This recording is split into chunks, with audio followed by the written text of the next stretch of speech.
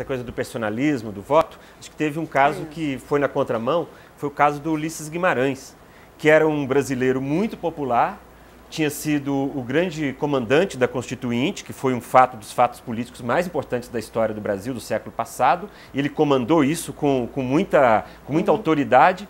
2 anos depois ele foi candidato a presidente e teve uma votação absolutamente insignificante. 2 e pouco por cento, que é uma coisa absolutamente contra, enquanto as pessoas votaram numa pessoa praticamente desconhecida na época, que era o Fernando Collor de Mello, né? Então, há esse aspecto também, que nem sempre isso aconteceu. Alguns fenômenos que atropelam essa coisa da personalidade do voto, talvez, né? Mas da ligação com o candidato. Talvez a gente possa pensar o seu argumento, que eu acho que é um argumento importante, de que o que Ulisses Guimarães representava naquele momento, em torno da imaginação do eleitor, né? E o que representavam Lula e Collor. Quer dizer, você estava num momento de transição em que, fazendo aí uma brincadeira, talvez, se você lembrar, é a mesma coisa que acontece, guardadas as devidas proporções, na Inglaterra com Churchill. Ele é o grande líder da guerra, é o sujeito que segura a onda, né? Segura ali a Inglaterra de uma forma extraordinária e é derrotado na democracia. E aí se diz o seguinte, ele é muito bom para conduzir a guerra, mas não é quem nós queremos que conduza a paz. Então, talvez a gente possa pensar que também tem esse lado. Isso é meio recorrente, né, na história do Brasil, porque, por exemplo, a gente pega na independência, né? Agora tem um livro aí do Laurentino aí, que é uma delícia de ler, porque é um livro jornalístico, vamos dizer assim. Muito bem escrito e com histórias muito interessantes. Muito interessante. Muito bom mesmo. Aí o Dom Pedro I, quer dizer, ele consegue a proeza de declarar a independência, unir um país que estava e era muito dividido, as províncias tinham muita autonomia, se relacionavam diretamente, às vezes, com Portugal. Umas eram contra o Império, queriam um regime republicano, como foi o que aconteceu, por exemplo, em Pernambuco, né, com a Confederação do Equador, mesmo no Maranhão e no Pará, teve muita resistência. No caso da Bahia, né, que tinha lá o Cipriano Barata, que era um uma grande figura, uma figura extraordinária. Né? O Sabino, que depois fez a Sabinada. Então, e o Dom Pedro consegue unir as pessoas em torno dele e tal, mas um pouquinho depois a vida dele já tinha virado um inferno também, porque a liderança dele já estava muito contestada, aquela disputa de partido de brasileiro, de português, volta, com ele não mais apoiado pelos brasileiros, mas pelos portugueses. Você acha que isso é uma coisa recorrente na história do Brasil? Por quê? Que as pessoas têm uma liderança assim que se esgota, pelo menos elas em vida, né? Porque o Getúlio foge à regra. Mas aí é em termos, né? Quer dizer, no caso do Dom Pedro, você tem que lembrar que tem uma negociação, acho que no próprio livro do Laurentino ele chama atenção para isso, que é não sei se o termo, Dom Pedro gostaria desse termo, mas ele faz uma conciliação com Portugal para conseguir o reconhecimento da independência. E isso vai acirrar enormemente os ânimos entre os partidários dos brasileiros e dos portugueses, aliado ao fato que você não tem um país, aliado ao fato que você tem uma demanda separacionista que depois na regência vai ficar muito forte. Então, tem essa coisa.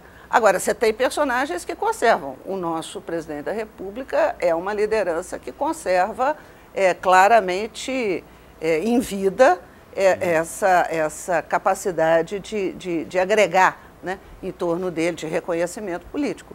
Agora, por que o Getúlio, o que aconteceu naquele período ali, que o nosso sistema entrou numa crise que acabou resultando no golpe de 64? Não, mas na verdade, ele adiou o golpe de 64 por 10 anos. O Getúlio, com o tiro que deu no coração, o golpe estava todo preparado, o golpe militar. E ele adiou o golpe por 10 anos, só houve em 64. A senhora não concorda com isso? Não concordo, não. Eu acho que o movimento político que está acontecendo ali é um pouquinho diferente. Eu acho que, com certeza, você tem um movimento, os militares com uma interferência na política que hoje nós não temos. O Zenóbio, né? Zenóbio chegou para ele, o general Zenóbio da Costa, que era o ministro da Guerra, e disse para ele que ele tinha que renunciar. E chegou no Ministério da Guerra, reuniu-se com os generais, chegou a notícia ao Getúlio que ele estava deposto. O Getúlio, quando deu o tiro, estava deposto. Pois é, mas veja, os militares naquele momento... Ele mudou momento, toda a situação, dando tiro no coração, inverteu tudo contra os inimigos. Era um golpe militar de novo. Pois é, mas diferente do de 64. Em 64, primeiro, os militares estavam articulados aos civis. Os militares tinham um projeto, não era uma quartelada. Eles não iam fazer como eles estavam fazendo sempre na história do Brasil, em que os militares intervêm, depõem o presidente e depois devolvem o poder ao civil. Não era isso que a Oliveira Viana discorda da senhora. Com certeza. Não foi quartelada. Com certeza. Havia as ideias salvacionistas que imperavam no Exército desde 22, desde a Guerra do Paraguai. E, na verdade, foram essas ideias salvacionistas importantes na deflagração do golpe de 64. Os caras que estavam com golpistas, como o Costa Silva, ministro da Guerra, não eram desse grupo de elite. Não eram desse grupo de elite. Mas esse grupo de elite estava lá em 54. Ele estava forte. O Mamed, o Jurandir de Bizarria Mamed, que veio a ser comandante da Escola Superior de Guerra, que era o coronel que provocou o golpe de 55, que o general Lott considerou intolerável ele fazer um discurso de subordinação pregando o golpe na frente dele. Ele é o ministro da Guerra. Mas o senhor está se esquecendo que tem todo um processo aí dos militares, desse grupo, a capacidade desse grupo se articular com os civis, a criação do Instituto de Pesquisa e Estudos Sociais, a Escola Superior de Guerra, a articulação com a chamada linha dura. Mas aí já tinha o dedo dos americanos. Veja bem, o IPES, por exemplo, Glaicon de Paiva, era ligado à Embaixada Americana, todo mundo sabe disso, eu sabia disso, porque eu vivi aqueles dias do Jango como repórter no Rio de Janeiro. E o senhor Glaicon de Paiva, que era geólogo, era o homem que controlava o IPES mais do que o Goberi.